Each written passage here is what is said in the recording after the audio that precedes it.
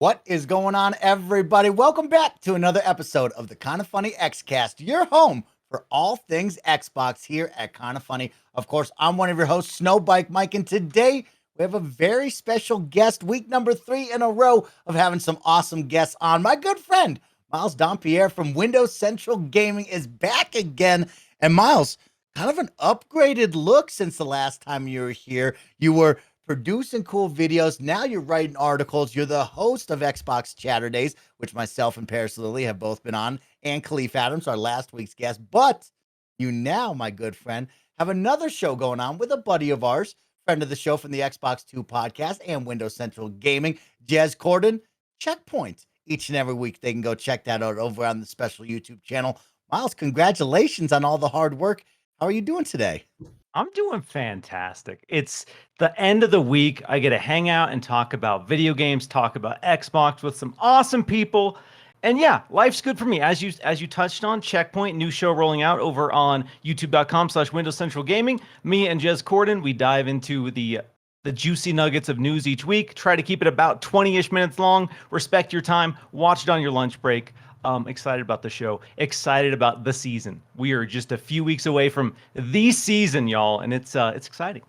That's awesome, Miles. Well, thank you so much for joining us. We have a really great show, kind of a quiet news week once again, as everything turns their eye to June 12th. But we do have some really cool video game news that we'll be talking about, and it actually goes right up somebody's alley. That's right, one of my gaming dads, the rogue one, Mr. Gary Whitta.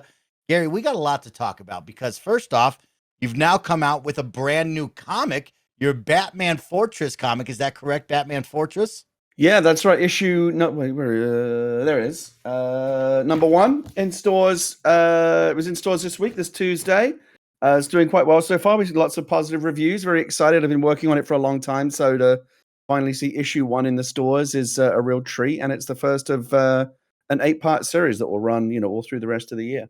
Oh, so badass. Congratulations, Gary, on this. How many comics can we expect? How many issues will we see? Do you know? So yeah, it's an 8-part series. This is number 1.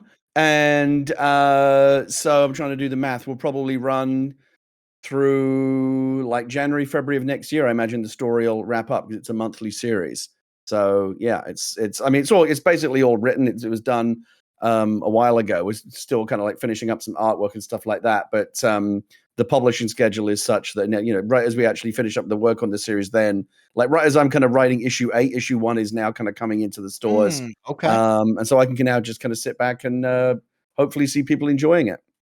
Heck yeah, Gary. Let's talk about that experience because, of course, all the best friends here, our community, listen to the Xcast, know about you, Gary. The movies, the screenplays, the books, the comics now. You've done it all. What does it feel like right now to release a brand new project and get it out to the wild? Is it still that same spark and energy as it once was way back in the day? Yeah, it's been good actually because it's weirdly when you write for a living, try to create things for a living, sometimes it's kind of very kind of feast or famine. You can have like a bunch of stuff going on at once and then go a long time working on all kinds of different things, but nothing actually, kind of making it to the stores or the screen or whatever, whatever it is you're trying to do. And for me, this is the first thing I've had out in a little while because I've been working on all this other stuff, but it all has like really long lead times. To see it finally out, and that's where the reward is, right? You kind of labor in darkness and solitude, and you're writing this stuff going, I hope people are going to really like it, but it's not even going to be out until next year, so we'll have to wait and see. But eventually time rolls around and catches up, and now it's out. And it's funny going back and looking at it now because it's like I'm reading, oh yeah, this is what this comic was about, because I wrote it such a long time ago. But people are now seeing it, and the reaction is good. It's beautiful artwork, and yeah, it's and it's Batman, so it's obviously a real privilege to get to work in the DC universe and write for a bunch of iconic characters, not just Batman, but I don't want to give any too many spoilers, but there's a lot of kind of really cool DC characters coming up in the series over the course of the 8 issues. So I'm looking forward to seeing what people think of it. All right. Well, it's Batman. You can go check it out. Issue number 1 is now out. Go hang out and talk with Gary about your experience and what you thought of his comic that's now available. Gary, 2 more things for you. One, I know you've been streaming a lot. You talked about getting in there in the dark and you're creating, but you've also been in the light streaming a lot to all the best friends. You've been streaming Epic Battle Simulator number 2. Tell me all about that game because it looks like a wild time. I usually don't get to stream as much as I would like to, but I was at a convention in Southern California this past week where masks and vaccinations were both optional, which made me a little bit nervous about coming home, especially considering I've got an unvaccinated infant in the house. So I was kind of isolating for the whole week, kind of downstairs where my office is, and I would only venture upstairs to kind of, get myself something to eat or whatever. The rest of the time I was trying to keep myself distanced from the kids. So, they didn't, just in case I had something until I was all clear. And so while I was stuck down here for the whole week, I said, well, might as well stream. And so I've been doing a lot more streaming than usual. And yeah, most of it has been with Ultimate Epic Battle Simulator 2, which guess what is the sequel to Ultimate Epic Battle Simulator, a game that I'd never even heard of, but apparently is a lot of fun because the sequel is great. It's on Steam right now in early access. And it's a game that it's very early access. The campaign mode's not even working yet. It's just kind of a sandbox. But sandbox is really where the fun is, and it allows you to do things like, well, what would happen if we put 25,000 Spartan soldiers up against 5,000 American soldiers and like 10 Sherman tanks, and kind of combining different armies and different configurations of military forces from different periods through history. And you can also do really silly things like throw in like 10 Chuck Norrises or 1,000,000 ducks with little kind of army helmets on, and just to kind of see how ridiculous things can get. And the game really, really scales as well. I'm running it on a very nice machine. I've got a 3080 here, but it was rendering something like, I think we had like 1 million Roman centurions against 1,000,000 Spartans at one point, fighting in this absolutely massive, massive battle. It took me like, a whole minute just to scroll across the entire battlefield. There were so many units in play, and it renders all the physics and the blood and the gore flawlessly. It's a really, really impressive technical achievement. I think I'm actually interested in kind of reading a little bit more about how they did that, just how they were able to model battles on such an epic scale. And I imagine when the actual game comes out, people will be able to get really serious with it, organizing different tactical formations and treat it almost like, like a real war game, which is what it'll be by the time it ships. But right now it's just this very, very, very crazy sandbox where you can say, like, okay, what if I put 10 John Wicks up against 50,000 zombies, and there's a spoiler, the Wicks win easily because they're very, very cool. But no, it's a ton of fun, and I've really, really had a lot of fun watching it. It's a fun game to stream as well, so people have really enjoyed the epic scale of some of the battles we've been able to get running. It's cool. Miles, think fast. You're our guest. The Ultimate Battle Simulator Xbox Edition. What heroes and villains are you putting in to make a dope Twitch stream? Ooh, well, obviously Master Chief. It needs to be 1,000,000 Master Chiefs versus 1,000,000 Fulgors from Killer Instinct. Okay, that's my showdown. I like that. I was going to go with Marcus Phoenix versus Master Chief, but I like what you did right there. Now I'm thinking a little Banjo and Kazooie versus my man, Conquer the Squirrel, right? Let's see what happens in that epic battle. That's a little fun with that one. Gary Whitta, I have one more for you, but before that, I got to ask you, Gary, what do you think about my mustache? Oh, I didn't even really notice it until I was more preoccupied with your glasses, because I don't know if I've seen those too many times before. I don't know. I mean, is this a new look that you're cultivating? What are you going for? Gary, Top Gun has taken over my life. We're doing that's Top what Gun it is? review over on youtube.com/KindaFunny. You can check out episode Top Gun Original and Top Gun Maverick. But Top Gun has taken over my life, Gary. So it's a lifestyle now, and it's a mustache summer, I've decided. All right. I mean, Tom Cruise gets by okay without a mustache. Why do you feel like you need one? Well, Goose had a mustache. Well, I was going to say, who had one? Goose didn't work out too well for that dude. Coincidence? Yeah. Or was it the mustache? Yeah, that's right. All right. Well, I'm Top Gunning it. So a big one, of course, for all the best friends out there on the Xbox side. Of course, Microsoft Flight Simulator now has the free update with Top Gun in there. You have some challenges. You got the planes. So go out there and play that. I'll be streaming that this weekend, checking it out. Gary, our final one for the intro that will lead us into the first story. You are known as the Rogue One. Star Wars Celebration, the end of May. Let's first talk about, how does that make you feel? Do you still feel that sense of being part of it, part of that big canon universe? And like, do you want to be at Star Wars Celebration? Do you feel the love of Star Wars Celebration being a part of it? I don't feel bad about not being at Celebration, because I just came back from a much smaller convention, and that gave me plenty of anxiety as is. Again, it's having spent the last couple of years, as we all have, feeling very cautious about what's going on in the outside world, to even venture back to it was a pretty small convention. made me a little bit nervous. So the idea of being like a big celebration or a San Diego Comic-Con or something like that, I'm going to have to, kind of slowly kind of scale up to that. I don't think I'm ready for a big convention yet. On Star Wars in general, it's interesting. The one thing that I was concerned about when I first got involved in working in the Star Wars universe, and turned out to be true, I think a little bit, is that the feeling that once you've worked kind of inside the universe and been a part of it, you never get to kind of step back away from it and just completely be a fan again. Like, I think to a large extent you do. I still love Star Wars. I still, think about it all the time. I'm still very interested in, all the, the Star Wars stuff that is continuing to be made. But you never kind of have that, just like that pure sense of innocence that you had when you were just a fan. Like, I'm still a fan, but having worked inside that universe for, I think, almost 5 years, because I worked obviously on Rogue One. I worked on 2 seasons of Star Wars Rebels. I've done books and comics and all kinds of stuff in the Star Wars universe. It just, I don't know if it kind of takes like a tiny bit of the magic away. I kind of feel like it does. I think that's an inevitable, it was a price that I was willing to pay, because I'm, so thrilled to have worked in the Star Wars universe and really proud of my contributions to it. But that's the only downside that I can think of, is it just slightly, it doesn't feel quite so magic anymore once you've had a chance to peek behind the curtain, I guess, is the only downside I can think of.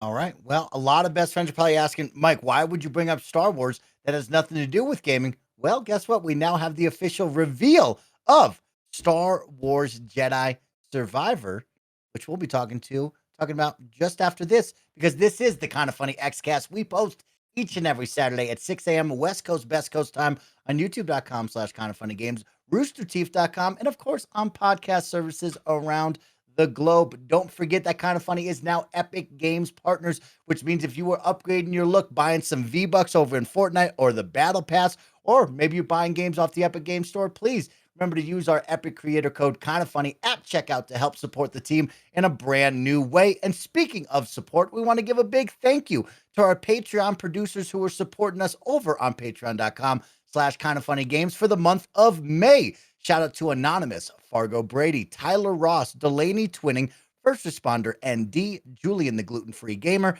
Alex J. Sandoval, James Hastings, and Casey Andrews. This week, we are brought to you by MeUndies, Chime, and Credit Karma, but me and my team will tell you all about that in just a little bit.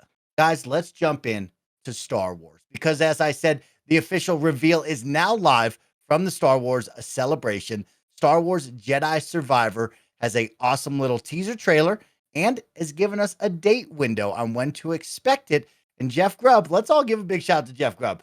Name 2023. Great job, Jeff Grubb. That was you, big dog. So the sequel to Cal Kestis's journey from Star Wars Jedi Fallen Order has now been revealed during the Star Wars Celebration with a trailer and a release window of 2023. A small write-up that was shared by our good friend Greg Miller off the Big Post says Star Wars Jedi Survivor picks up 5 years after the events of Jedi Fallen Order. Cal must stay one step ahead of the Empire's constant pursuit as he begins to feel the weight of being one of the last remaining Jedi in the galaxy. Accompanied by his trusty companion, BD-1, Cal will meet and ally himself with an array of unique and interesting characters on his journey. Jedi Survivor will expand on the series' dynamic combat in new and innovative ways.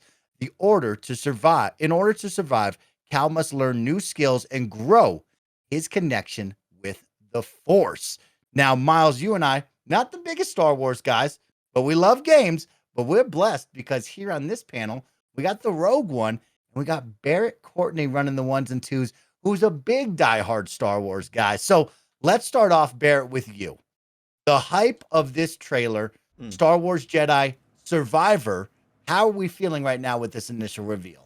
I'm feeling really excited. I think it was through Grub Snacks that we learned a week or two the name of the game, Star Wars Jedi Survivor. And I was kind of like iffy on the name.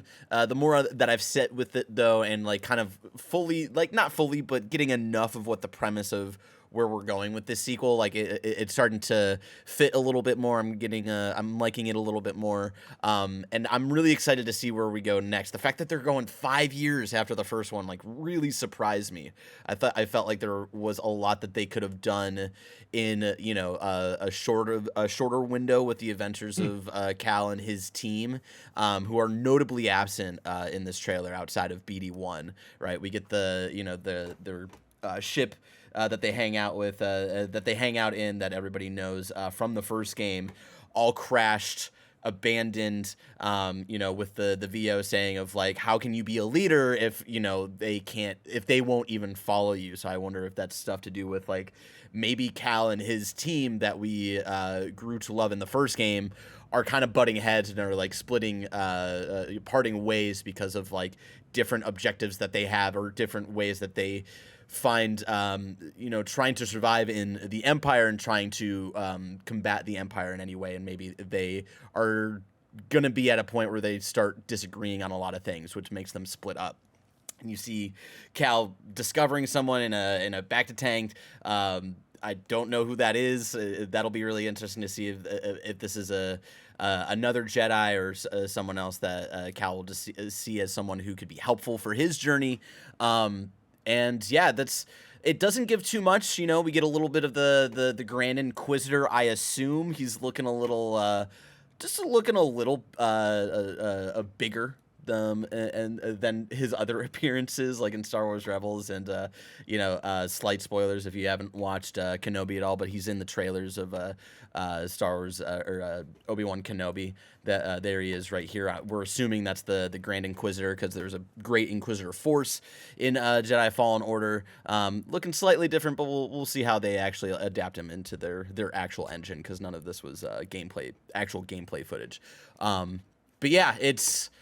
Star Wars fans are eating right now. We've got Kenobi coming out. This is coming next year, and to connect those two a little bit, right? Like the fact that this is 5 years after Jedi Fallen Order, this will be roughly taking around the time, probably not the same exact time, but around the time of the Kenobi show coming out. And I know people want to see the boy Cal Kestis hang out with some other known Jedi out there in the universe. So there could be some of that potential. Either way, this is my most anticipated game for next year, without a doubt. Awesome, Barrett. Let's stick on that 2023 really quick, Barrett, before I kick it over to Gary Whitta. When do you anticipate Star Wars Jedi Survivor? Are you thinking front half, back half? I mean, 2020. If we're to believe one Jeffy Grubb, there was maybe a little bit of them trying to hit this year, maybe not being entirely sure that they could, kind of going back and forth between this year and next year.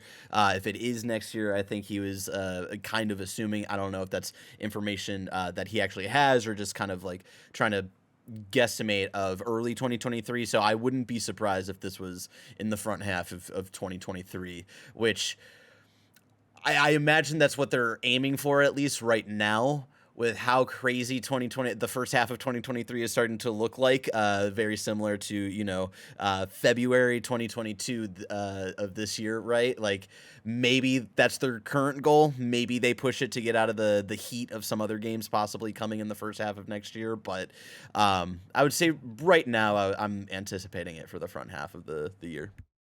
Okay. Gary Whitta, let's go to you. You're known as the Rogue One.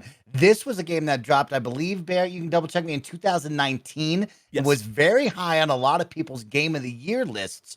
What do you think about the Star Wars Jedi Fallen Order and this kind of world that they're creating over here?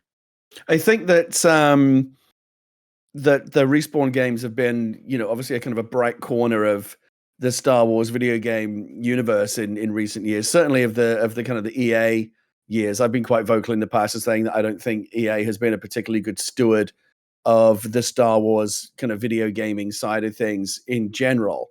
But you can't really as soon as we knew that Respawn were doing these games, we were like, oh well, that will be good, right? Like, and so it has proven to be. Fallen Order, obviously, super popular.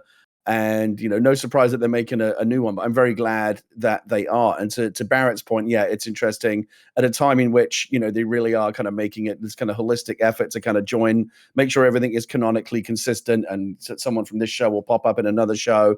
The Marvelization, I guess you might call it, of kind of the Star Wars universe. All these things are feeling very kind of cross-connected and compatible. That given the time frame, yeah, why not? You saw Guerrero from Rogue One showing up in the first game. Maybe Cal Kestis shows up, in a future TV show or whatever. There's all this kind of canonical cross-pollination that's possible. And just in general, again, as a Star Wars fan, which I don't mean my previous statements make you think like I've fallen out of love with Star Wars, but not at all. I'm still a big Star Wars fan. And speaking as a Star Wars fan, it really is remarkable. We talked about feast or famine earlier. Having been famine for Star Wars fans for many years, I remember kind of the long period between the original trilogy and the prequels, and then the prequels and the 7, 8, 9 films, the Disney era. There have been some times when there really hasn't been a lot to keep us going. Right, there have been the books and the comics, and I think probably most prominently the video games. For the longest time, that's all we really had, right? In terms of the kind of Star Wars that we think about, like something on a screen that you can watch and hear, and there's dialogue and characters and music and the whole thing. The Star Wars video games really kind of carried the torch, I think, for a long time in between those long periods of the movies not being around.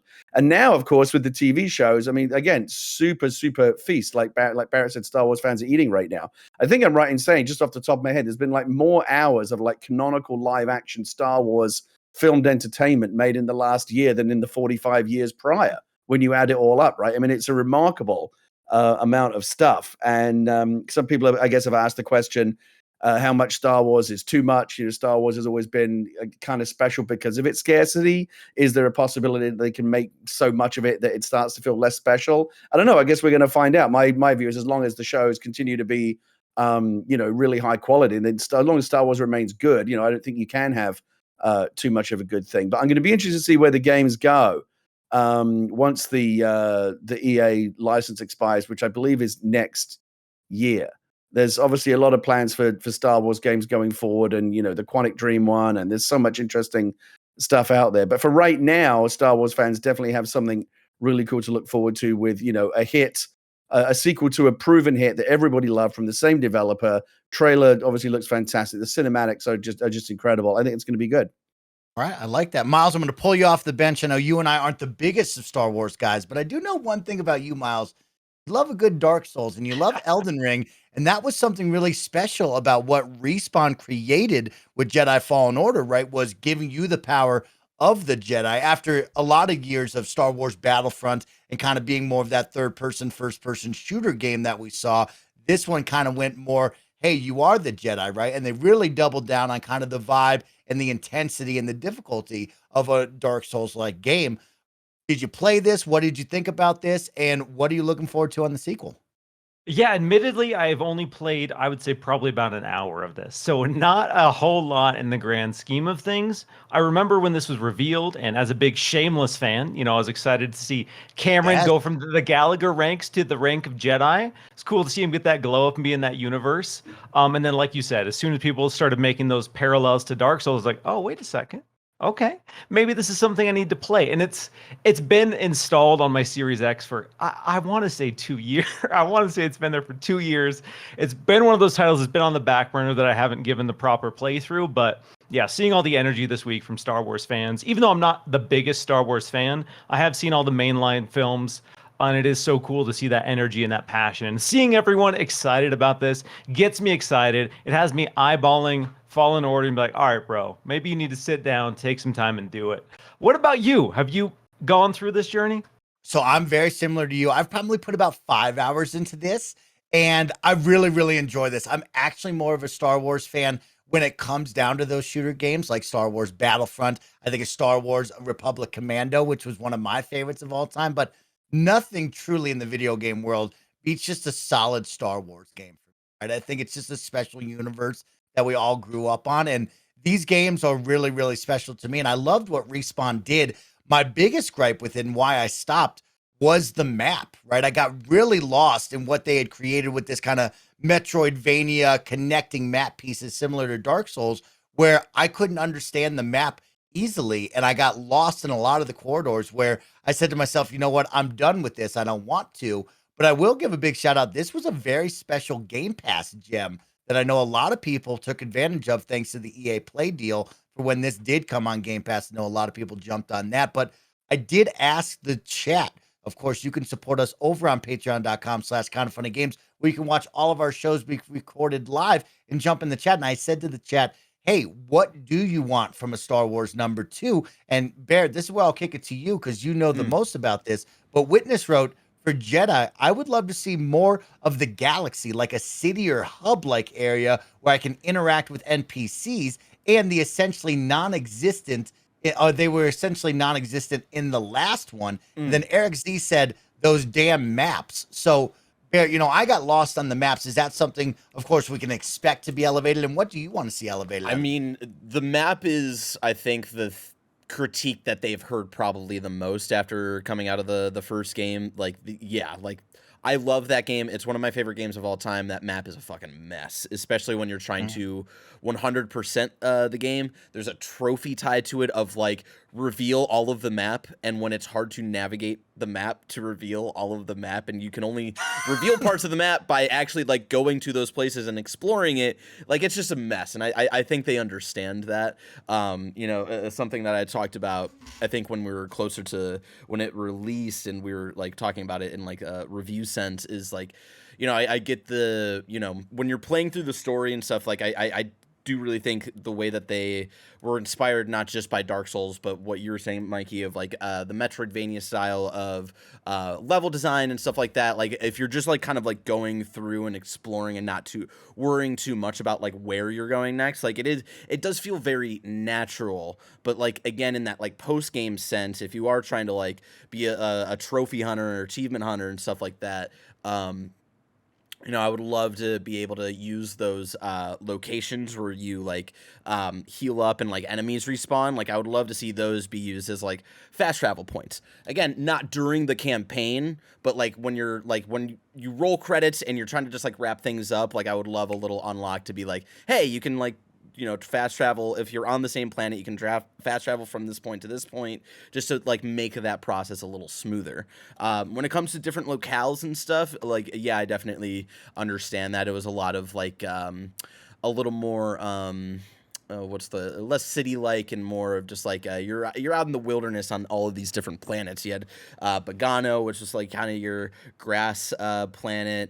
You had the coolest one I would say in the first game was Dothamir, which is where like Darth Maul had come from, and you get a little bit more of like an actual like at least a little bit of a civilization there. It's just like a village and stuff like that, but that's kind of like the most you see. I'm trying to think of like the other places, but yeah, I would love to see like an actual like they even tease it in the trailer, right? Of like my assumption here is when you see the Grand Inquisitor in the shot with the stormtroopers bringing him this case, like that's gotta be Coruscant is my imagine is what I'm imagining there. And like even seeing like this stuff here of whoever Cal is fighting here, just the locale feels so much different from a lot of what we saw in the first game. You got a little bit of that. There's a point where Cal gets kidnapped by bounty hunters, and you get a little bit of that, like there's like a big crowd that you get in front of, and it's a little bit more of the, like the industrial side of the Star Wars universe. And of course there's the final like level in that game where you go to the Fortress Inquisitorius place, which is like all of that like raw empire design stuff, which is really cool. But yeah, I would love to visit more of like a Coruscant or something like that for sure. Okay. I really want them to keep that tight Dark Souls like gameplay with Cal and the different, you know, Jedi Force abilities along with the lightsaber. I think that's truly badass. Somebody that really liked Force Unleashed, right? I think this was a great elevation of like, oh, you liked Force Unleashed? Like this is the next generation of that. Yeah. This is what it could be. And I really did like what they did with that one. And speaking of just really quick of like Force abilities, because I don't want to forget, because this is something that, you know, a bunch of people are on Twitter are talking about literally right now, of we hope that they don't do the the silly Metroid thing where Cal magically loses all of his Force abilities that you learn in the first Oh. game at the beginning of this game. It's like, no, don't do that. Like, let us just start off the game with Force push and pull and all that stuff. Like, have the game be about learning like new things, because that first game of learning those Force abilities was really tied to Cal's, like, not just from a gameplay standpoint but also a story standpoint of Cal like regaining his connection to the Force that he lost after the events of Order 66. And I think if they were to do that just in like a gameplay standpoint of like taking away the abilities, it like almost like weakens the story that they're also trying to tell. So like, just also don't do that. Like, just think of like, I hope they're like thinking of ways where they can avoid that but still have the game be about like learning different Force abilities and stuff like that. So we'll see. I'm hopeful. Respawn, they're good at what they do, so I hope that's that's what they're thinking about. Shout out to Respawn for just absolutely being incredible. I mean, Paris Leaf, he was here to yell about Titanfall 3. I loved Titanfall 1, never played Titanfall 2. But like, man, Respawn, you absolutely kill it. What a great team over there. Before we leave the Star Wars talk, I want to have one final question for all of you, because Jeff Grubb did share a small article from VentureBeat from a while ago that was talking about Lucasfilm's Star Wars deal with Electronic Arts and how that is slowly fizzling out. The Battlefield developer DICE will not make a new Star Wars Battlefront game, but of course Respawn, and we've talked about Disney and them kind of elevating, allowing people coming in to play in the properties. But Miles, Gary, and Barrett, I want you to think about it. I'll start off first, but like, what is some of your favorite Star Wars games, and what's that one that you want next? Because I brought up Star Wars Battlefront. For me, I like that big, epic, grand scale third-person shooter. I love how they, added on the heroes throughout all of that, and you could run around with that. So I am looking for another Battlefront. It is sad to know that we won't get another one, but I anticipate we'll probably get something very similar in the likes of that in the future. There's no way they wouldn't do another kind of Battlefront. But I really love what they did with Star Wars, the Lego saga, or Star Wars, the Skywalker saga with the Legos game.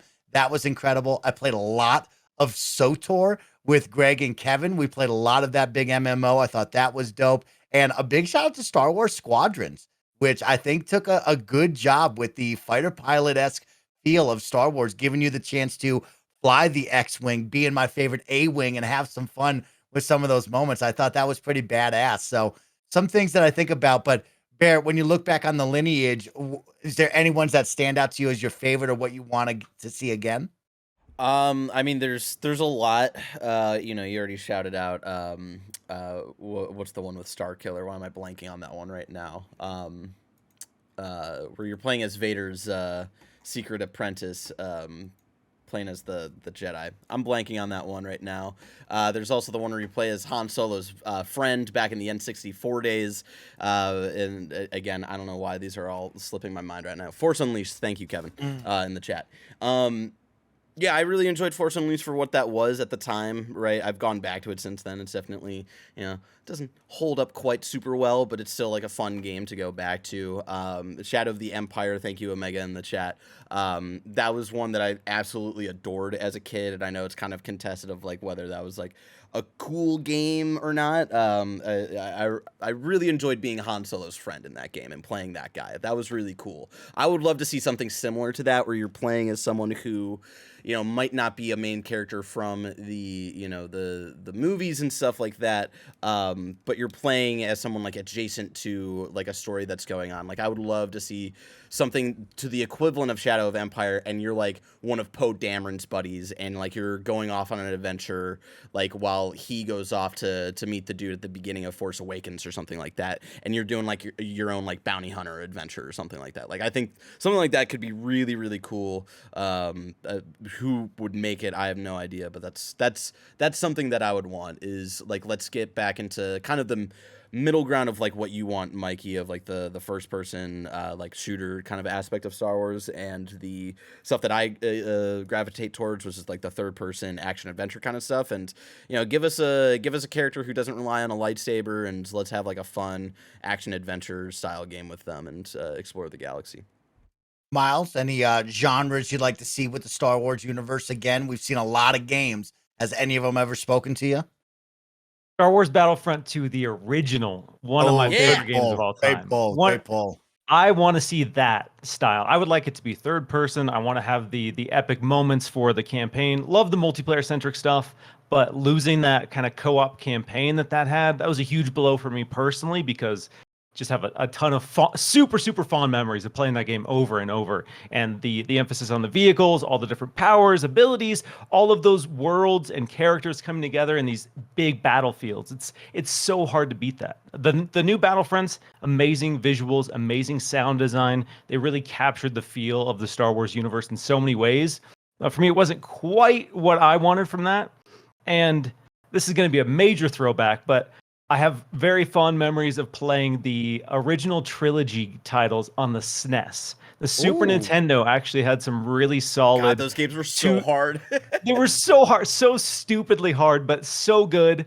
I want to see Metroid Dread, but Star Wars. I know Fallen Order is a 3D Metroidvania in a sense, but I want a true 2D style Metroidvania where you play as a Jedi. Something like that. To me, I think that's ripe for iteration. I like that. Really quick, the other one that I was thinking of, because this is a game that I know both Paris and I have been calling out for since Bad Batch was like introduced as a concept in the last season of the Clone Wars.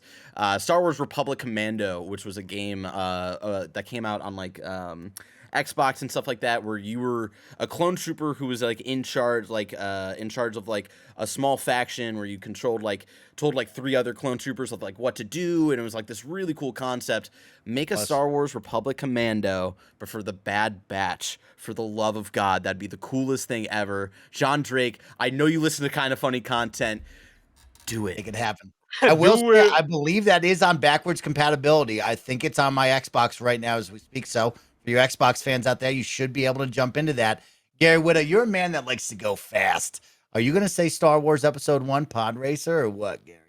I mean, I do think that since I'm glad you mentioned it because I'd forgotten about that. But Episode 1 Pod Racer, I think, is a game that didn't get enough credit at the time. I think it's much like the prequels themselves is going through kind of a period of reevaluation of people. Maybe this wasn't so bad as we thought back in the day. Everyone's kind of looking at it again through, a historical lens. And we used to have cash money races on Pod Racer, the PC game as well. It was a really, really fun game.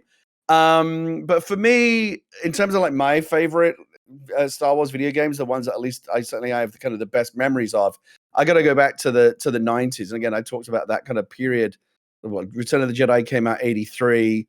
Phantom Menace wasn't until 99. So there was like 16 years, right, where there were no Star Wars movies being made. And during that time, the video games is really kind of that was like the main part of my Star Wars diet during that period. And I was obviously editor-in-chief of PC Gamer during many of those years. And so the ones that I remember, the ones that stick in my memory are, Dark Forces, Jedi Knight, the sequel to Dark Forces, X-Wing, TIE Fighter, X-Wing versus TIE Fighter. I think when we did the 50 best PC games of all time, at one point we had TIE Fighter on number 1 on the list because it really was remarkably well done. TIE Fighter is so good. And we had to wait a long time until Star Wars Squadrons came along before we got another really good, flight combat simulation set in the Star Wars universe. And then the only other one, the only one kind of outside of that period that really, really stands out for me in terms of special memories is the first Knights of the Old Republic. Still my favorite game on the original Xbox. I remember, being up until like 3:00 in the morning playing it. So good. I'm very excited about the remake. I think it's going to be very, very cool. And yeah, so for me, it's that whole kind of Dark Forces, Kyle Katarn period. Definitely the old Larry Holland X-Wing TIE Fighter games and KOTOR. And definitely an honorable mention for Pod Racer as well. Those are the ones that stick out in my memory. Give that a little honorable mention. I like that, Gary. But we're going to take a short break to hear from our sponsors. And then after this, Gary, I got a segment all about you. Let's take a moment. Listen in.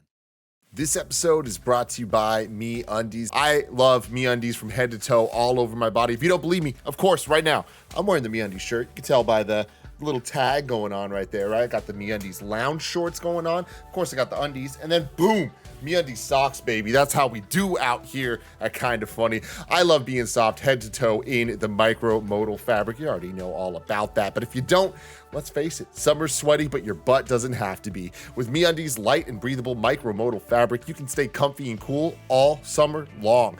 They have super fun seasonal prints and tons of styles to choose from, but if you just like classic black, that's totally cool too. They got a bunch of just bold colors for you to go for. They have super fun seasonal prints, tons of styles, and sizes extra small to 4XL, so you can bring the beach to your butt without ever leaving your living room. MeUndies has a great offer for all of you first-time purchasers. You can get 15% off. If you sign up for their free-to-join membership, you can apply that 15% off to their already discounted membership prices. To get 15% off your first order and 100% satisfaction guarantee, go to MeUndies.com/kindafunny. That's MeUndies.com/kindafunny. Tell them Tim Getty sent you. Shout out to Chime for sponsoring this episode. No one likes waiting on a paycheck, especially when you've got bills due. Good thing there's Chime. Now you can get your paycheck up to 2 days early without direct deposit. That's up to 2 more days to save, pay bills, and generally just feel good about your money situation. But Chime is about more than just getting paid early. It's also an award-winning mobile app, checking account, debit card, and optional savings account. So what are you waiting for? Hopefully not your paycheck. Get started with Chime today. Applying for a free account takes less than 2 minutes. Get started at chime.com/KFgames. That's CHIME.com/KFgames. Banking services and debit card provided by the Bancorp Bank or Stride Bank NA. Members FDIC. Early access to direct deposit funds depends on payer. Get started at chime.com/KFgames. Shout out to Credit Karma for sponsoring this episode. Want a new credit card but not sure how to choose? You don't need to apply for the first offer that you see in the mail. Credit Karma can help you zero in on the right option for you and apply with more confidence. I love Credit Karma. I've been using it for years to check my credit profile, make sure everything is good and on the up and up. Credit Karma uses your credit profile to show you offers that are tailored to your financial situation. Credit Karma partners with a wide range of card issuers, so you can be sure that you're exploring all sorts of options. Best of all, Credit Karma uses your credit data to show you your chances of approval before you even apply, helping you apply with more confidence. Comparing cards on Credit Karma is 100% free and most importantly, will not affect your credit score. That is huge. Credit Karma, create your own karma. Ready to find the right card for you? Head to Credit Karma and check out your personalized mix of offers today. That's creditkarma.com or hit up the Credit Karma app to find the right card for you. That's creditkarma.com. All right, everybody, welcome back. Gary Whitta, your Xbox streaming stick dream is about to become reality. Oh, yeah, I Our heard good about this. friend over at Windows Central Gaming, Jez Corden, has wrote up a nice one and a nice little update about the Xbox streaming stick. So let me read that to you, and then let's talk about what we'd like to see from it. So it writes, for a few years, rumors have persisted that Microsoft was exploring building some form of streaming stick to offer Xbox cloud gaming via a more affordable dongle similar to Chromecast and Google Stadia. The first hint was Project Hobart, more recently codenamed Keystone, appeared in the Xbox OS list, lending fire to rumors that Microsoft was continuing to explore additional hardware for the Xbox lineup. We can now confirm that this is indeed true, and it pertains to a modernized HDMI streaming device that runs Xbox Game Pass and its cloud gaming service. Microsoft is, however, exploring additional iterations of the product before taking it to market. Quote, our vision for the Xbox cloud gaming is unwavering. Our goal is to enable people to play the games they want on the devices they want, anywhere they want. As announced last year, we've been working on a game streaming device codenamed Keystone that could be connected to any TV or monitor without the need for a console, end quote, a Microsoft spokesperson stated. Continuing on, quote, as part of any technical journey, we are constantly evaluating our efforts, reviewing our learnings, and ensuring we are bringing value to customers. We have made the decision to pivot away from the current iteration of the Keystone device. We will take our learnings and refocus our efforts on a new approach that will allow us to deliver Xbox cloud gaming to more players around the world in the future, end quote. Jez continues on to write, the exact timeline for the Keystone remains unclear, but I wouldn't expect to see it anytime soon, particularly not at the Xbox and Bethesda showcase coming up on June 12th. So Gary Whitta, your dream of an Xbox streaming dongle is soon to be on the way. I'm sure we'll see a TV app one day as well, as you've dreamed of, but let's kick it over to Mr. Windows Central Gaming, Miles, right now. Let's talk about this streaming dongle. Of course, we know what the vision is. We can see it. We can believe it. What are the key items or things that this Xbox team must achieve with this dongle? Because I've been online, Miles. I've seen people, they want an Ethernet port, right? They want maybe to be able to run more apps than just a cloud streaming game service, almost like an Xbox dashboard with all of my apps on that. What are some of the key features that we got to have on this dongle?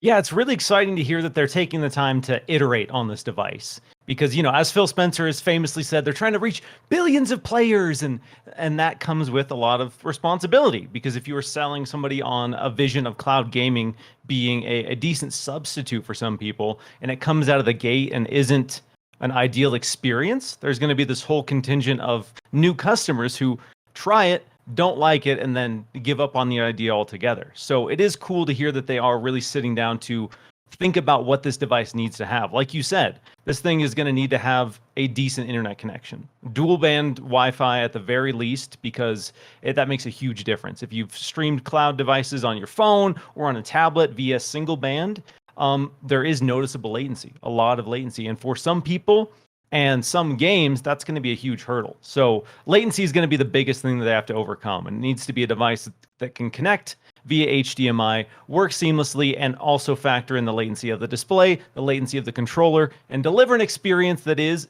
good enough. It doesn't have to be as good as native hardware, but as we've seen with Netflix and other streaming subscriptions, people are willing to, forego some quality if the experience is good enough and the convenience is good enough. So I'm hoping this obviously comes bundled with a controller. I would love the option for an Ethernet port for a more consistent connection. That isn't realistic for a lot of people. Depending on your setup, if this is in your living room, chances are your living room TV doesn't have the wireless router right next to it. So Ethernet maybe isn't the most practical solution, but if they don't offer that, it needs to have just the best possible wireless connection to ensure that this is a decent experience. And then I'm also curious to see, as cloud gaming improves, what resolution they're offering. Right now, we know it's 1080p 60 is kind of what the server blades offer. Are they going to offer a device that has the possibility of upscaling, or are they just going to say this is 1080p 60 at this price point? So I think latency and resolution are the two biggest things they'll have to kind of dial in if this is going to be a device that connects to your big 80-inch television in your living room. Gary Whitta, I want to know your dream situation from this. What are the key features, just like Miles went over? And then let's talk about the date and the price. We look at Jez right now saying, don't expect it anytime soon. And also don't expect it at the Bethesda and Xbox showcase. So, Gary, let's first start off. What are your dream situations to have on this? What do you want to see out of the streaming dongle?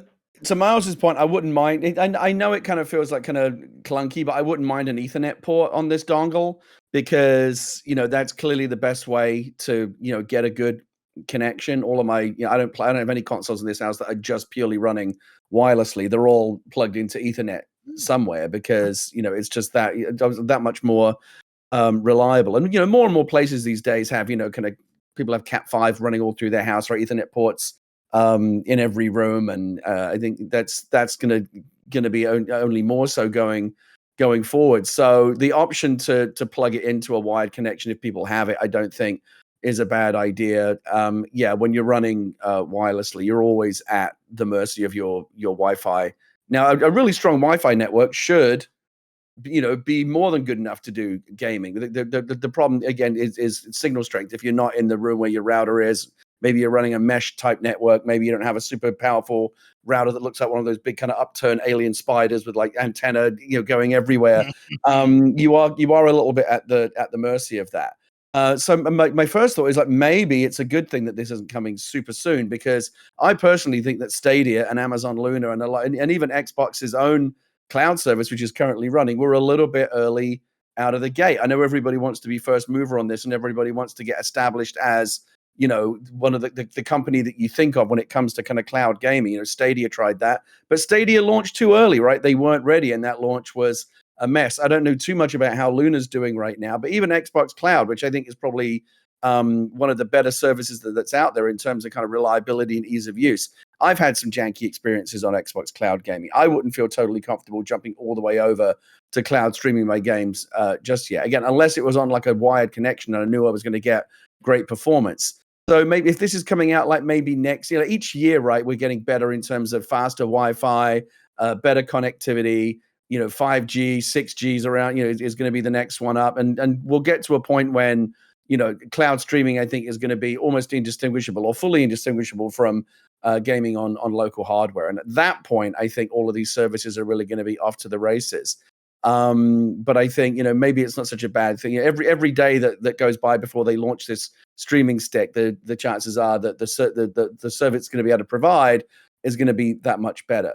But I'm glad they're doing it. Again, I don't take too much credit for predicting it over and over and over again, because it really does seem like a no-brainer.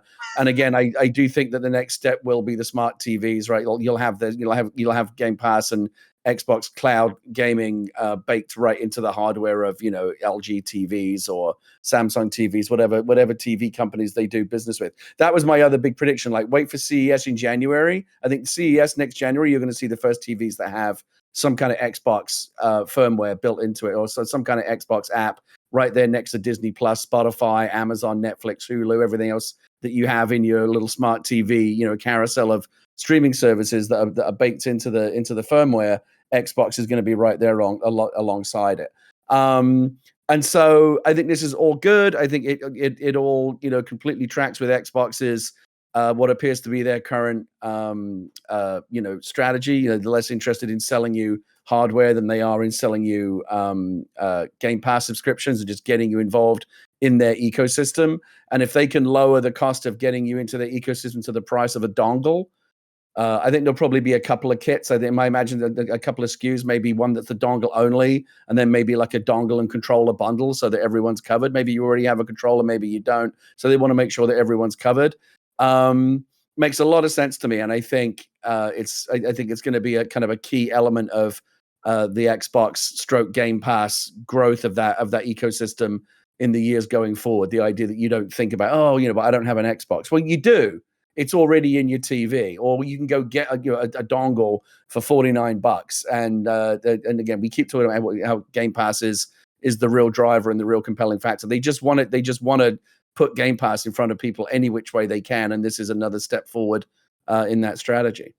Yeah, I like both of what you guys have brought up, and I totally agree with that. I, as someone who doesn't have the smart TVs and has not used a dongle before, I'm almost looking for this dongle to do it all, kind of like what I brought up before with you, Miles, of like, I actually want this dongle to be able to do the full Xbox experience, right? Like, yeah, I want it to stream cloud games, but I also want to be able to get into my apps like Netflix, Hulu, and so on, right? Because I don't have the smart TV with the apps on it. I don't have the Google Chromecast. So I would love to see somehow bringing that full Xbox experience, everything on there, into this dongle. So when I do turn it on, it is just like I'm upstairs with the Xbox on, or I bring it home to my family's house and it's like, yeah, this is what it looks like whenever I play games. I would really like that. And I do wonder when we'll get to that point, because in the future we'll get to it where it is the full seamless thing. I'm buying games and every game on my library is just streamed through the cloud. So it will be really fun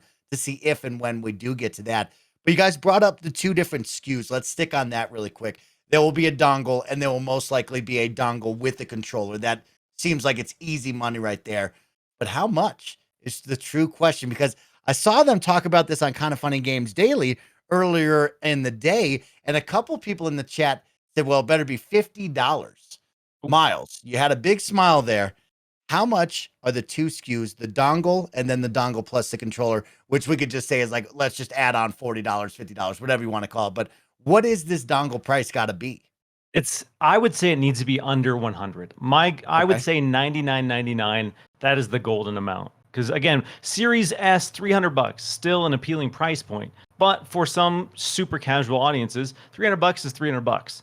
But $100, if you get it down to that with just the standalone, That's what I'm thinking, because that way you could actually have decent tech. $50, I would be concerned about the quality that they're offering. Ooh, Unless they're super subsidizing a lot of things to make this for incredibly cheap. $50 is a really low price point. So I would like to see a device that is premium on some level at $100 and then $150 for the bundle. I think if Xbox can come out and deliver that, that would open up barriers for a lot of people. Gary, Miles has got me kind of, I'm like 50-50 with Miles, right? There's one part like $100, not that bad, but I kind of like that $50 thing, right? I think more people buy into this. You know, I don't know what the going rate of a normal Amazon Fire Stick and all that is, but Gary, where do you fall? I Because mean, I'm they're sure pretty you've gotten cheap. a I couple mean, of yeah, these. those Roku sticks, you can get them for like $30, right? I think you can get in at a really low level. And again, every TV you buy these days has got these apps built into it. It's almost impossible to avoid that. So anyone with a relatively new TV is going to have it. And they could, I mean, there's even possibility, the possibility that they can, retroactively, make, like my LG TV, for example, I can, now they just added Disney Plus. I can download that. So even retroactively, they could make the Xbox app, retroactively available, like in my TV's inbuilt content store, and I'll just go get it. So it doesn't have to be just like new TVs, although I think they will be shipping with them. Yeah, I think maybe a couple of SKUs. I mean, off the top of my head, like $49 for the dongle alone, $199 for the console. Oh, sorry, for the controller and the dongle bundle. Seems like a good way to go. Maybe they'll do like a unique color scheme. That's how they'll get you. I don't need the dongle, but they'll do like they'll ship like a controller that's only the color of the new. Oh, Gary. That's how they get the rest of us. Now we're going to go get the controller. The controller completionists among us are going to have to go get it. Yeah, there's a number of ways that they can go. Again, I wouldn't expect too many surprises. I think a couple of SKUs.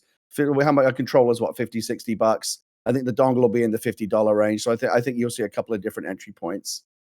I hope they sell like a badass colored dongle, even though it's gonna hide behind my TV the whole time. But like a see-through green, like those old school Xbox. Oh yeah, I'd be all over that special dongle for sure. Even though I'll never see it again once I plug it in. But some really cool stuff. You know, thank you to Jez for the big update, for sharing that. And it is interesting, as Miles brought up, of like clearly the team is putting a lot of effort into this, right? We're refining it, we're working on it, and they want to elevate that. So, you know, I thought we would see maybe the streaming dongle June 12th at the Xbox and Bethesda Summer Showcase. Doesn't seem to be the case by Jez reports, but we'll see what happens in the future when Gary Whitta can finally have this streaming dongle. Guys, let's talk about something fun that's going to make me, Gary, and Miles smile. And that's Fall Guys finally coming to Xbox on June 21st. That is correct. Fall Guys is coming to Xbox on June 21st, and it's free to play, offering cross progression and cross play with everybody right now, coming to Switch and the Epic Game Store as well. A big deal for all of us, as Miles knows, me and Gary have lost our mind with Fall Guys. Gary once hosted a Fall Guys talk show. So we've really committed to Fall Guys and these jelly beans over here that we absolutely love. But the really cool one is, as well, for all of you Fall Guys veterans and newbies, later on, they're going to have a full map editor and creator for players to create and use, which I think is super awesome. And I can't wait to do this. But Gary Whitta, they finally heard our calls. Epic Games and Mediatonic are finally bringing this awesome game over here. My big question for you and Miles is this actually going to get the true resurgence? Will we see a massive pop with this game, or will it be a quick week flash in the pan and then we sizzle out and we never see this again? Like, how big do you think Fall Guys will truly be? Because it can't be meteoric as it once was back during the middle of COVID, right, Gary? I mean, I really hope that it does have like a second renaissance, right? I actually miss the days when Fall Guys was on top of the world, when we were all playing it. And yeah, we were doing Talk Guys, and Mike, I remember competing in Fallmania when you were one of the shoutcasters there. Like, Fall Guys was really the game that all the top streamers were playing it. Everyone obsessed. We'll remember, Tim the Tap Man and Quest for the Crown, and like there was a lot of kind of viral moments that came out of it, and we all had I just really, really, really enjoyed that first period of Fall Guys being like the game. And it's still people. If I try and jump into a lobby right now, I'll be in 2 seconds. There's still plenty of people playing it, but like anything, right? A lot of people's attention moved on to the next thing.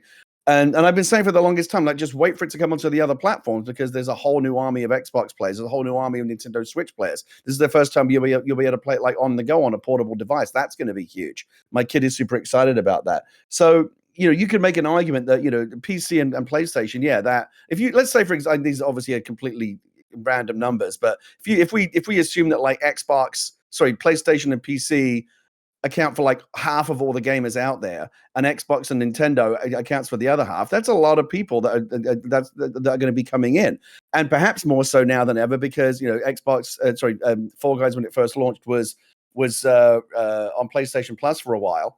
But it was a game that, for the most part, you had to go out and buy. Now you're not going to have to do that. I think the 1-2 punch of being on every platform, cross-play, cross-progression, and free to play.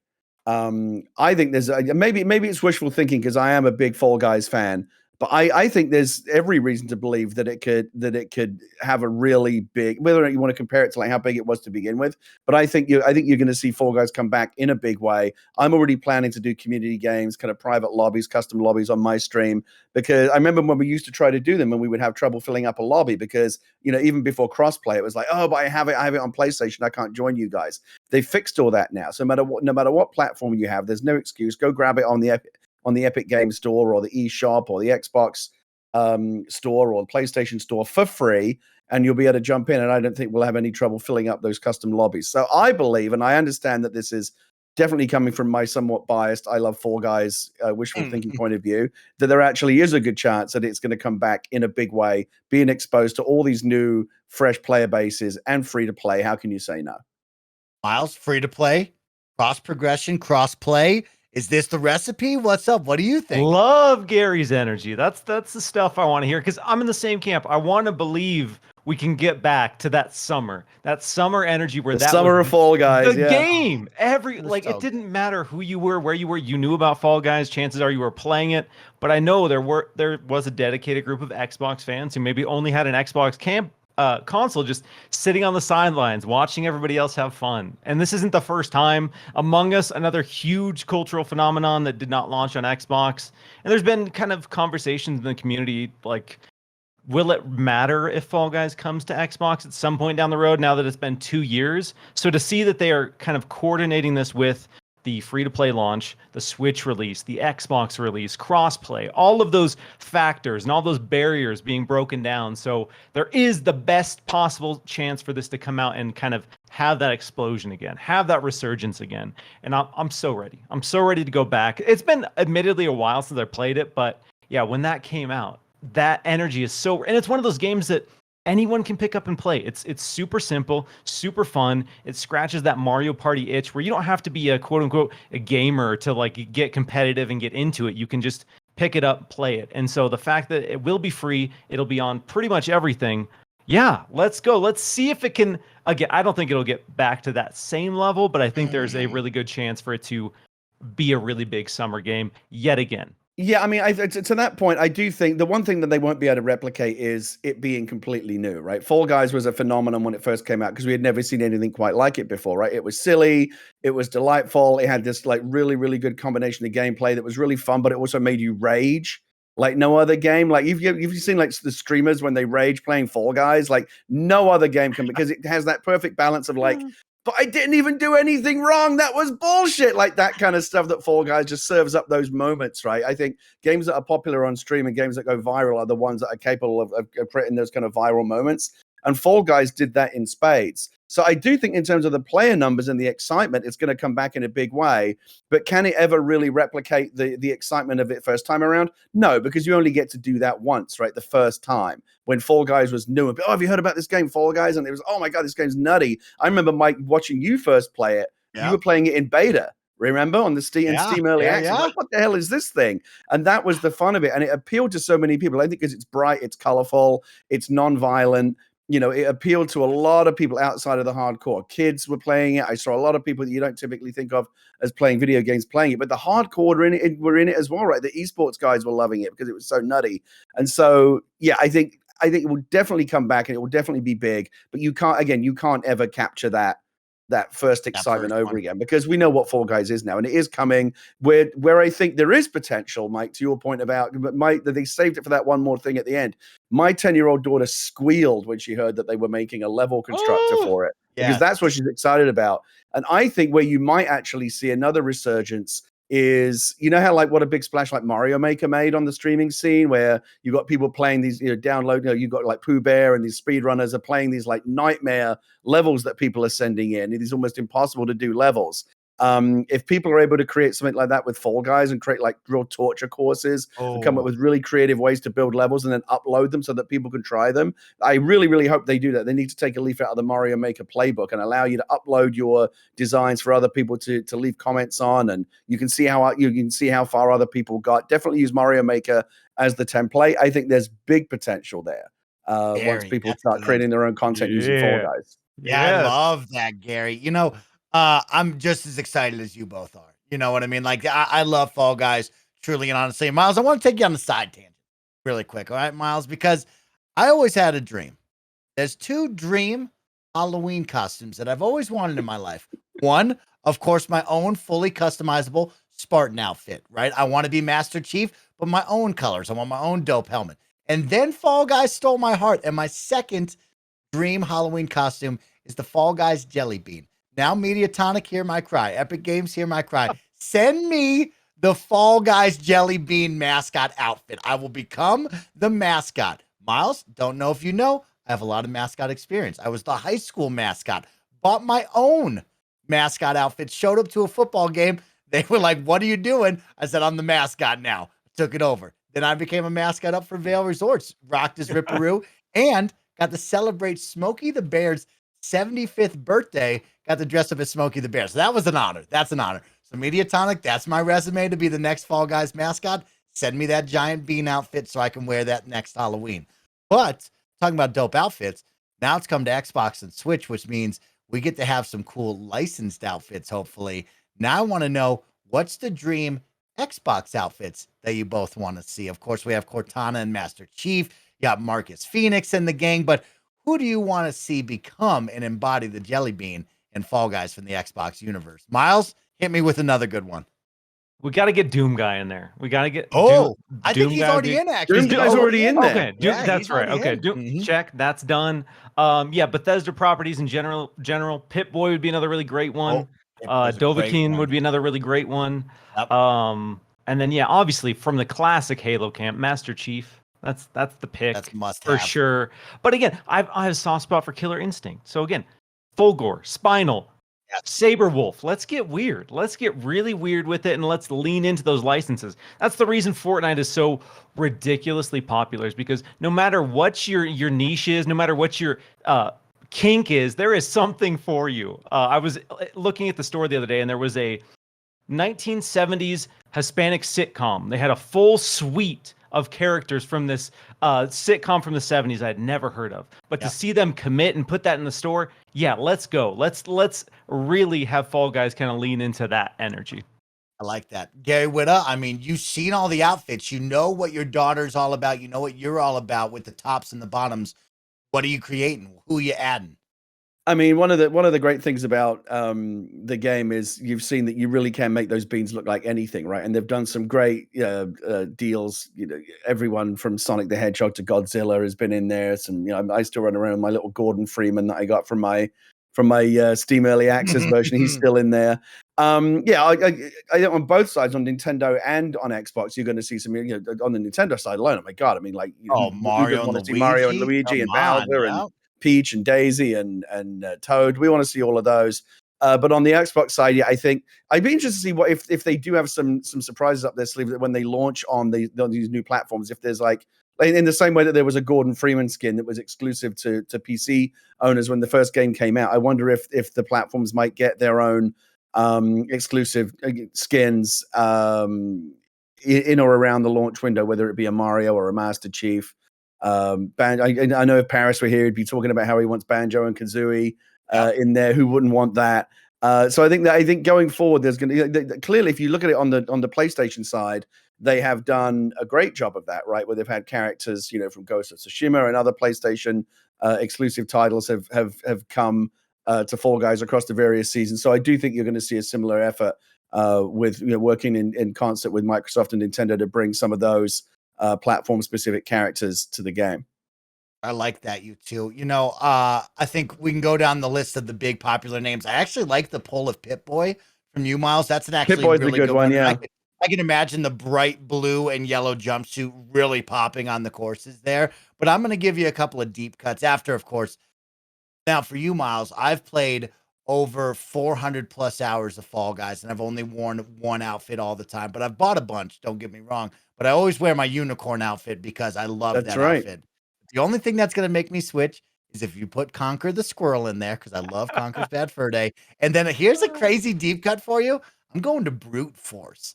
Brute Force has What? always stood out to me because Brutus, that alligator looking dude, has always captured my attention and always been on my mind. So if you add Brutus from Brute Force, I will buy it and I will rock You might be Brutus the waiting a while on alligator that man. one, but I'm going to be pulling for you. I think they'll probably get to Master Chief first, but we'll see. When will we get a Brute Force remake? Let's figure that out, y'all. Let's get that back on the list right away. Guys, that's a lot of fun. Let's end this week with a fun conversation right now. A one that made me say, what? Which was pretty interesting.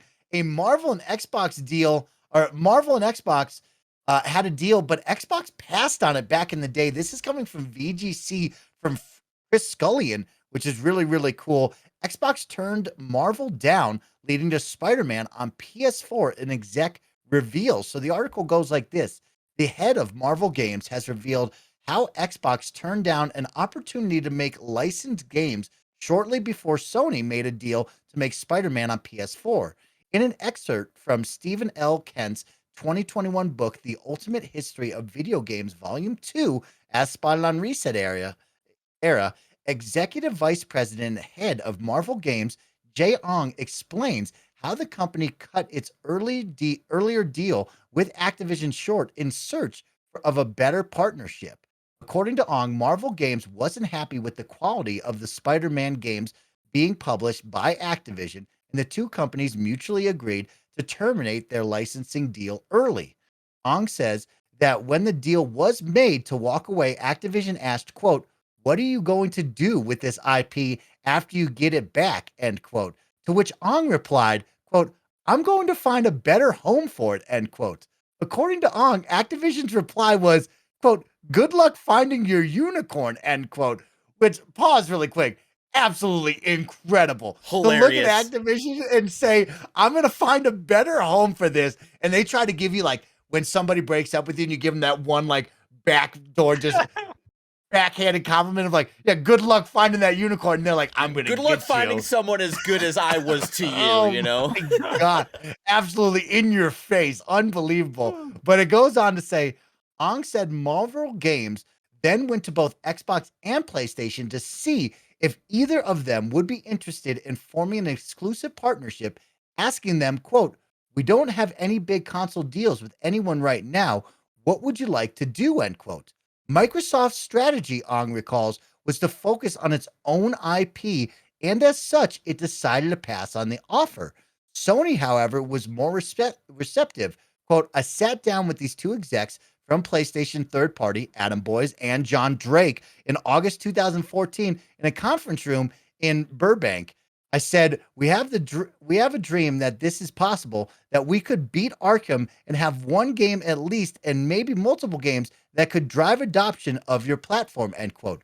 Sony reportedly responded by offering to make a AAA PlayStation exclusive Spider-Man game and handed the project to Insomniac, which was independent at the time, but was considered one of Sony's most important partners.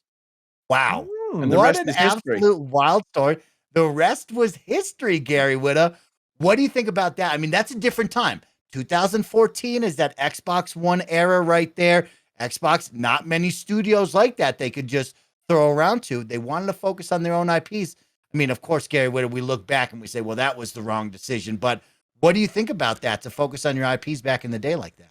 I mean, it obviously worked out well for Sony and Marvel in the end, right? It gave us one of the best superhero games of all time. Didn't work out for Xbox gamers, right? Because they don't get that game. Spider-Man continues to be a Sony exclusive. I don't think we're going to see Spider-Man unless you're running around with him in like Fortnite or whatever. I don't think we're going to see him on the Xbox anytime soon. I don't think whoever's kind of running, point on all of the Marvel gaming efforts at Marvel, I don't think they're getting enough credit for doing, for the most part, I think, a really good job. The Spider-Man games have been incredible. Guardians of the Galaxy, really, really well. Who thought that was going to be good? And yet it was really, really well received. No reason to believe that Wolverine's going to be anything less than an absolute banger, giving, the pedigree there. I guess the only big, really visible stumble has been Avengers, right? And that is a big one, right? That game has really, really struggled, and that's a very, very visible game. Major, the Avengers license, right? All the characters, major developer, major partner in Square Enix, and it's not succeeded, and they've lost a lot of money on it, and that's a big stumble. But aside from that, I think they've done a really solid job with making sure that those games end up in the right hands in terms of their development and publishing partners. Miles, I know you and Jez always talk about Xbox history, and I know you've known the lineup for quite some time. Do you think that Xbox back in 2014 had that unicorn for Marvel to offer up, or were they not prepared for this opportunity?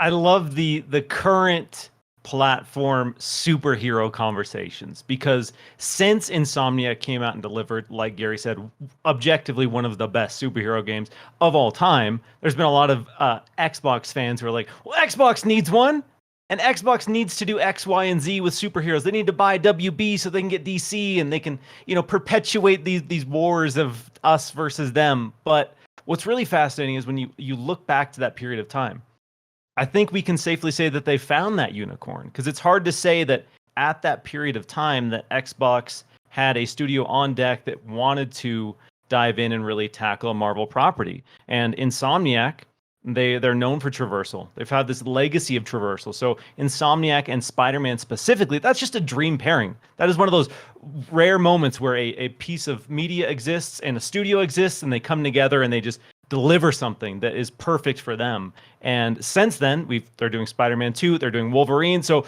Marvel likes Insomniac, and Marvel wants to continue working with Insomniac, and they have proven that they can deliver on that. And as much as it is a bummer for those Xbox fans who want that superhero property, I think Xbox now, if we look at the current Xbox right now, you could find a team that would crush. I want to see somebody do a Gambit game. First off, I want to just put that in the universe. Hell yeah. Ninja Theory, after you finish Hellblade 2, do a Gambit for me. That would be But other than that, I think Xbox in its current state could handle a superhero property really well. But in 2014, it's hard to say that they would have come out and delivered something on the caliber, let's say, of Spider-Man. Yeah, I was going to say, as much as it is a bummer for Xbox fans, it is hard to imagine another scenario that resulted in a better Spider-Man game than the one we got, right? There's no timeline where they're playing a better Spider-Man game than the one we have in this one, right? We have the best Spider-Man game in our timeline, 100%. You can't imagine a better one. And Miles Morales is fantastic as well, and Spider-Man 2, I'm sure, will continue that. Insomniac it can do no wrong in my eyes. And so far, and so to the platform specificity point, it's really just Spider-Man that we're arguing over, right? And I guess now Wolverine, but like the DC heroes are multi-platform. Guardians of the Galaxy was multi-platform. Avengers is multi-platform. Again, with some holdbacks. There's no Spider-Man in the Xbox version, but like it's not that big a deal. Again, it's not like we're all kind of dividing up our battle lines. Well, we have these exclusive superheroes over here and these exclusive superheroes over there. It's not quite as cut and dried as that. We're not starving for superhero games. On the Xbox. There's plenty. Yes, Xbox fans have plenty to be envious about with the Insomniac games. They are fantastic. But aside from that, there's plenty of great superhero stuff, and there's more coming, right? Gotham Knights and Suicide Squad, and there's a ton of great superhero stuff coming to the Xbox. Yeah, the only issue for the Xbox side, right, is because Spider-Man is just so good, right? Like Batman is good, but like Spider-Man somehow took that to the next level, and I think that's that feeling, right? Hold on, Barrett wants something to say. I can't let you just be like, he's not going to have you diss but the Arkham Spider-Man games. is like another step left. Like He's they're another comparable. level. They're comparable. Batman Arkham City is still one of the best games of all time. I don't know if I would go as far to say Spider-Man has reached that height, but Spider-Man is definitely up there. I don't know if it's past that, Mike. You can get out. Okay. You can miss me with that shit. You know what it is, Bear? It's the right check. It's the right check. The issue is we just haven't had a new Batman recently. That's fair. been That's fair. That's fair. Arkham Knight just didn't live up to the same expectations. I think people really got weighed down by the tank. Even though I loved Arkham Knight, I love any of these superhero games. But yeah, I think it's just I want it now, right? I think that's the mentality. What have you done for me lately? All right. Yeah, everybody has that. And then, of course, I looked up. I said, well, 2014, what was happening? That's when Insomniac actually dropped Sunset Overdrive for Xbox was Yeah. 2014. So, you know, Insomniac was working with Xbox, created that very special game, one of the best games ever on the Xbox One platform back then. But you could see that Sony got that and then called up the right people, which was really, really special. So shout out to that one and an awesome story. I'll never forget that line ever again. Good luck finding your unicorn. I'm going to keep that in my back pocket forever because that is one of the funniest things I've ever heard. And then to see them absolutely deliver. Shout out to Marvel and Sony for doing that after Activision tried to poo-poo on that one right there. But Miles and Gary, this has been a great Friday afternoon talking video games, having some fun from Star Wars to superheroes to a streaming dongle, everything in between. So thank you, Gary Whitta, my gaming dad, for joining me. And of course, Miles Dompier. Miles, where can everybody find you? What awesome stuff are you doing? And how can my best friends keep up with you? Always a pleasure hanging with you, lovely gentlemen on Xcast. Really appreciate it. If you want to get a hold of me, you can follow me on Twitter at Miles Dompier. If you want to check out my written work, it's on windowscentral.com. And if you want to check out my video work, it's on youtube.com/windowscentralgaming. And that's it. All right, Miles. I like that. And we got some really good horror stuff coming your way with The Quarry very, very soon. Of course, Evil Dead, the video game, is doing very well. And if you like horror things, go check out Miles because he loves talking all things horror, spooky, and scary, which I don't like doing because I'm a big fraidy cat. But, Miles, I did see that there's a Texas Chainsaw Massacre video game very similar to all of these styles of games that we're currently playing. So I look forward to checking that one out because that is the one scary movie that got me to never watch scary movies again. Still to this day, I sleep with the TV on because I'm afraid that Leatherface will murder me in my sleep. So we'll see if I play that video game. But with that, kind of funny best friends, thank you for tuning in. Next week, Paris Lilly will return after his nice little vacation, and me, Gary, and Paris will give you our big Xbox and Bethesda Summer Showcase predictions. See you then. Bye, everybody.